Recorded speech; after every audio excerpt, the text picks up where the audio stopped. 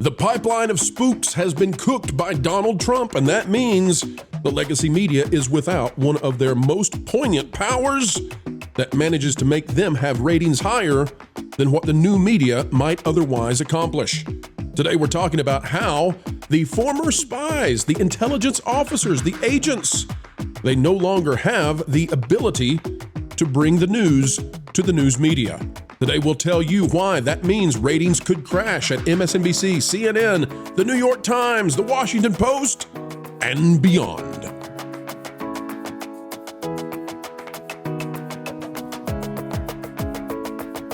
Hello, folks. Welcome back to the channel that continues to bring you the truth with a capital T. It's a joy indeed to share time with you every single time you invite us into your home, onto your device, an attitude of gratitude right here for you. Folks, if you like this kind of content, consider heading on over to the Patreon. It's www.patreon.com/WDW Pro. We'd love to have you go on over there, and we'll give you even more spicy content, the likes of which you might not find here. But it is excellent what we are delivering today, and we have a panel of excellence on the way. Click the like button. Let's get started. This is out of CBS News. It's by Melissa Quinn. It says Trump signs order to revoke clearances of ex-Intel officials who signed letter about Hunter Biden's laptop. The story says President Trump took executive action Monday to start revoking the security clearances of his former national security advisor, John Bolton, and dozens of intelligence officials who signed a letter in 2020 claiming emails found on a laptop owned by Hunter Biden bore the hallmarks of a Russian disinformation campaign. The executive action was part of a slew, we say, of measures signed by Mr. Trump. That's what you say to you. In the hours after he was sworn into a second term of office, and as one of his first steps as he has taken to target those he considers political opponents now that he's returned to the White House. Mr. Trump said in his order that the signers of the letter willfully weaponized the gravitas of the intelligence community to manipulate the political process and undermine our democratic institutions. This fabrication of the imprimatur of the intelligence community to suppress information essential to the American people during a presidential election is an egregious breach of trust reminiscent of a third world country. And now the faith of Americans and all other patriotic intelligence professionals who are sworn to protect the nation has been imperiled. Now, what is the practical effect of this? Well, many of the people who were affiliated with those alleged scoops that would go to the legacy media, we're talking about the Washington Post, we're talking about the New York Times, we're talking about CNN, MSNBC, ABC News, you get the idea. They're cut off now. They have no access to the pipeline of information, and that means that they can't fake it. Whether or not they were telling the truth, sometimes, not all the times, middling to some degree in how much of the veracity they wanted to relay, it's all gone. The pipe's been cut off. The switch has been flipped. The spigot is no more. Let's take a look and listen in to John Brennan, who's now on MSNBC, but he's not there, relaying to them what he's heard. He's not giving any kind of a special analysis because their superpowers have been removed by President Trump. This will have a major impact, we believe, on legacy media. Here's what he had to say after having his security clearance removed. The only reason why I still had a security clearance, as I have for the past number of years since I left government service, Cassian, the government, so that if the CIA or another government agency wanted to call me in to discuss a classified matter, they could do that. And so it was really for the government's benefit. It was facilitate those classified discussions with myself, as well as with former directors, as well as other former members of the intelligence community that had those clearances. So again, yesterday's EO was bizarre, among many of the bizarre executive orders that he had signed out. And as you point out, he misrepresented the facts in that executive order because it said that we had suggested that the Hunter Biden laptop story was Russian disinformation. No, we said it was for the hallmarks of Russian information operations, including the dumping of accurate information, which is what. Yeah, I don't remember it playing out that way. Yeah, I don't remember you complaining the New York Post and all the newspapers misinterpreted what you were saying about the Hunter laptop. This guy is really despicable. Who's worse, him or Clapper with the weird head rubs trying to tell the Congress people, don't ask that question. You're not supposed to ask that question. I can't tell which one's worse. Well, they've got lots of company. I tend to think of Brennan as the one I would most like to see get prosecuted for his misdeeds in this, but maybe you're right. Could be Clapper. Let's just say that if I knew who was worse as between Clapper and Brennan, The only way I could tell you is if I killed you afterward. Oh boy. Now, so let me state this plainly for the people in the audience who don't understand what's going on here. This fellow right here is trying to give the nuance argument here that no. In fact, the thing that Trump is doing is bad because of all this nuance that you're missing. And I think the point that Ron just made is, well, you could have offered that nuance back when the mainstream media was consistently running with the headline that the Hunter Biden laptop story was being debunked by 50 or 52 or whatever the number of intelligence officials were. That nuance, they've been silent on that nuance for this entire time. But now that Trump is saying that their security clearance is going to be revoked because they have obviously engaged in election influence, I'm going to be careful here. Manipulation. Now he wants the nuance. So forgive me. It's like the people who wanted to shout Black Lives Matter and then expect us to read that as, no, what they're just saying is reform and all this stuff. No. One side doesn't get to have the we don't need nuance card, and the other one has to play it every time. There you go. No, this is ridiculous. This is one-sided. He's hoping that we're not paying attention. Let's play a little bit more, and then I've got an additional thought on this, and I'm curious what the panel will have to say. Here we go, folks. What we said in that letter. So again, this was just, his effort to try to get back at those individuals who have criticized him openly and publicly in the past, and I think very legitimately. All right, so here's the deal. This was a parasitic and cyclical relationship that was happening between intelligence, former intelligence, and the legacy news media. And the way that this worked, this symbiotic, parasitic kind of thing, is that the former intelligence people would get stuff. This is my assessment. Panel, you tell me if I'm wrong. Former intelligence would get stuff from intelligence that they probably shouldn't have had. Then they would develop that into a type of American compromat that would achieve the goals they wanted to achieve. And the sensationalism of that American-style compromat was such that it drove up ratings as people ravenously consumed it on CNN and MSNBC and these other places. The idea of Russian collusion and PP tapes and all this stuff, total, utter nonsense, stuff that turned out to be completely untrue. It also turned this into sort of a cult where these people believed an alternate form of reality. But it was great for ratings, and it was great for propaganda, and it was great for moving the United States in the direction that the deep state wanted. Now the superpower has been severed from these people. They don't have access. They can't get the intelligence readouts anymore, and that thereby they can't be the snake in the garden. They can't twist a word or two and then send that out anonymously to the legacy news, and then after they've done so, be called upon to be the expert analysis people who come in and tell you what it is it means, even though they're the ones who leaked it in the first place and altered it in the first place. I'm not making that allegation of this man, Brennan. I'm not making it of Clapper. I'm in general, as a theory of what we have experienced, I think that's what's been going on. Panel, do I have that assessed correctly, or do I have gaps in my understanding that I need to mature? You're missing the last step there, bro. With that sensationalism, with that media sensationalism, that's when government agencies would get the idea, maybe we should go after these people. They call it information laundering. And so that's the kind of the cycle of how it works. You have people apparently with security clearance even after they're out of their roles, which is totally bizarre. Or you have people entrenched within these agencies provide information to the media sensationalize it, and then those are used as grounds to begin the investigation. That's what's going on here, and it's completely, utterly ridiculous. Everybody made a lot to do about Trump, containing potentially sensitive documents. These people, who are unelected, by the way, unelected bureaucrats, and have been ingrained into this dual state nature, have security clearance apparently forever. I mean, that's not anymore. Insane. That's absolutely crazy. Well, this is just another example of practices and rules and laws that made sense when you could trust people to maintain traditional norms, traditional approaches and respect.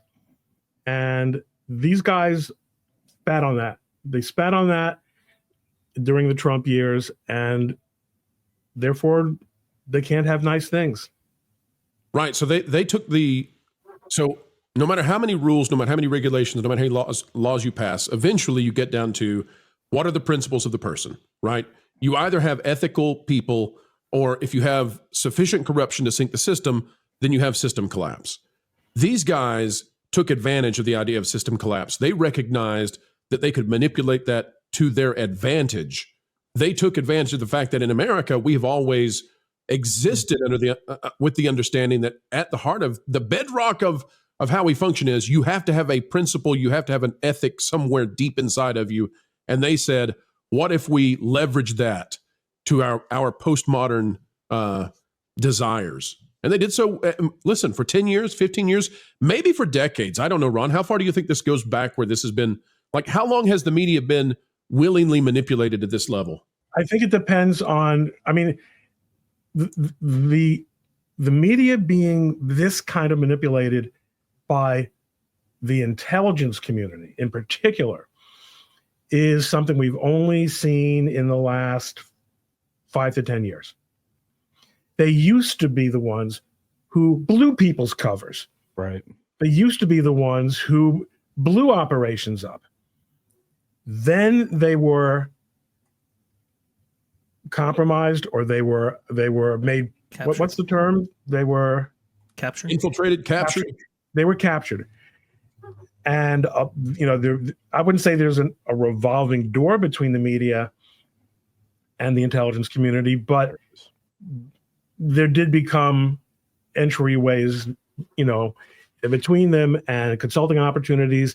They're all part of the deep state, basically. Yeah, well, the collusion didn't end with the print media or the televised media. It was obviously extended into social media.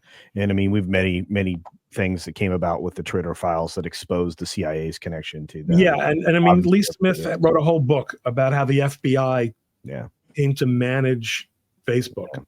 Yeah, and in that particular statement by that particular intelligence officer, kind of points to the fact that they're willing to tell any story they can to try to avoid accountability. I mean, the Permanent Select Committee that on intelligence actually released a report all the way in June 25, 2024, more than 4 years after the incident, to expose that these contractors were colluding with the CIA at the time when this letter was made known to the CIA directly, and the fact that it was going through media, largely to separate the Democrat candidate at the time, Joe Biden, from the actual exposure that he deserved to suffer based on Catherine Herridge reporting in the last few days, which you should go look at, folks. She's blowing the whole thing wide open. And the fact that all these people in the Biden crime family, yes, I'm saying it that way, they all got pardoned. Why would they be pardoned? They committed crimes. There's a those pardons are going to be challenged. Those are going to be challenged, right, Ron? Oh yeah, they are. They are. I mean, they're. I'm not as worried or concerned about the perspective aspect of them, but I think that there are some real issues in terms of detail and timing. It is a very, very broad power, but how far it goes and whether or not it prevents investigation or even prosecution as opposed to a conviction is going to be tested. No question. Yep. I think that we're very close to the idea of a license to kill at this point. I think that there are crimes that have been possibly committed by people while they may have been under the influence for a very long time of illicit substances. I'm not talking about Anthony Fauci or anyone there, but when we start to get into the family related ones, I think there needs to be some aspect of either service to the country or a crime actually being on the books so we know what's being pardoned. Also, I would like to see a change to where these things have to be signed publicly by the person signing it. Well, So- I mean, if I were going to make reforms, I would include those. I would also I would close the window for lame duck pardons. Mm. So if you're running for re-election, and you want to pardon someone, do it before you leave office. Pardon needs to have specificity too, Ron. It needs to explain what it is that it's pardoning. But I mean, there is definitely a problem when, I mean, one of the effects of these pardons is you could basically set up a hit team to do all kinds of wet work, all kinds of dirty work, murder, mayhem, blackmail, you name it, all the bad things that you would expect, with the understanding that, of course, before I leave office, I'll pardon you all, it'll be fine. I mean, well, why would you even need to wait until you leave office? You can just go ahead and issue the pardon do it for as you run. everything that's going to happen for the next month. These guys are engaged in a purge. Nothing can be done. And I don't want to be this dystopian, but let's play it out. If this is the possibility, you can preemptively pardon someone who you're going to have eliminate your political opponents. Right. And there's nothing that can be done. Like the idea that you're going to face congressional oversight. Well, not if you decide to get rid of the congressional overseers and pardon the person who'll do it. Now, I think that's a very dark novel, that I hope never comes to pass. But when you find these places, in the loopholes that you say, I don't think we ever want to have that come to pass. Ron, should the Trump administration, should they just declare these pardons are invalid and we're not going to honor them? No. That would be a really bad idea. This is something that needs to be done through the courts. Yeah. And the courts, I think, are,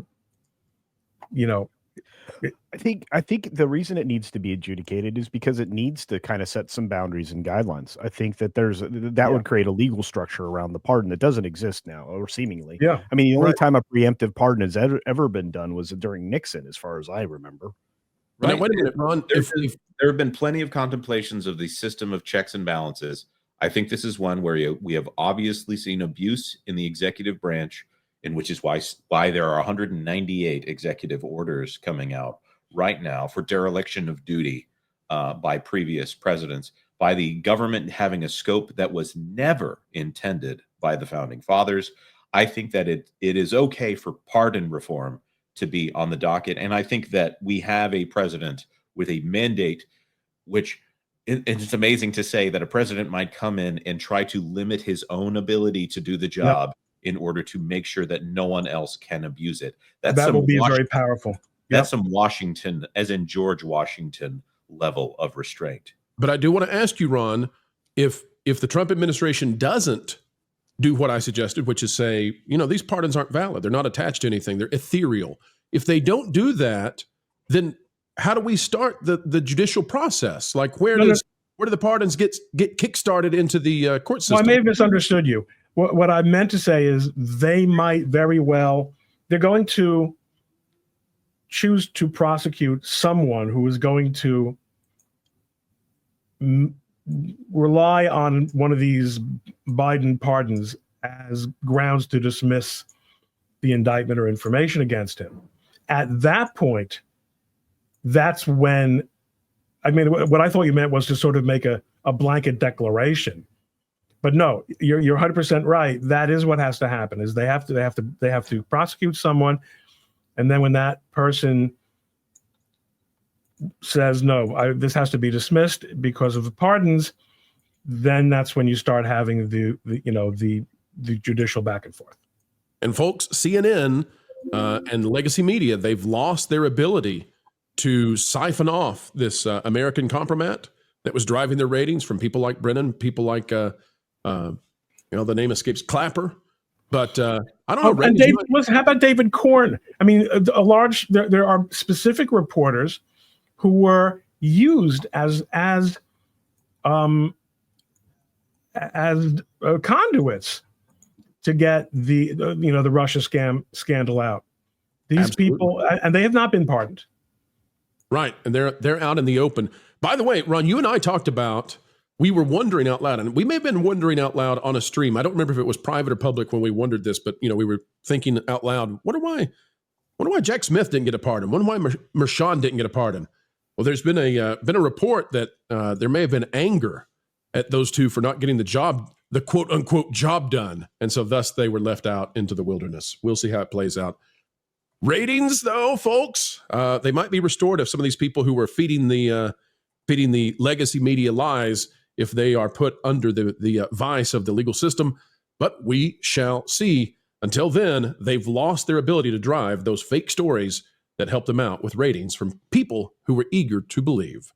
As ever, folks, we endeavor to have a good time here on the Pro Channel, and I have to say that spending time with you, talking about things that truly matter, like the stories that shape our lives and our culture, well, it is the ride of a lifetime to steal from Bob Iger. And that's the only thing we'll steal from Bob, because he has great security around his yacht.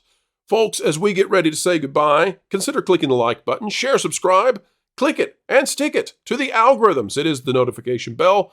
Drop a comment right on down below. Let us know your thoughts. We would love to hear from you. And folks, worry not, for more content is still on the way. 3 or 4 times a day. Let's do 4. I think that's better. And you know what? Don't forget that the Pro Show is live Tuesdays and Thursdays at noon Eastern. You can also join us for our friends on That Park Place, our partner program. We have a good time there too. Folks, until the next time we get the opportunity to have a good time with you, keep learning, keep growing, and as ever, keep having fun.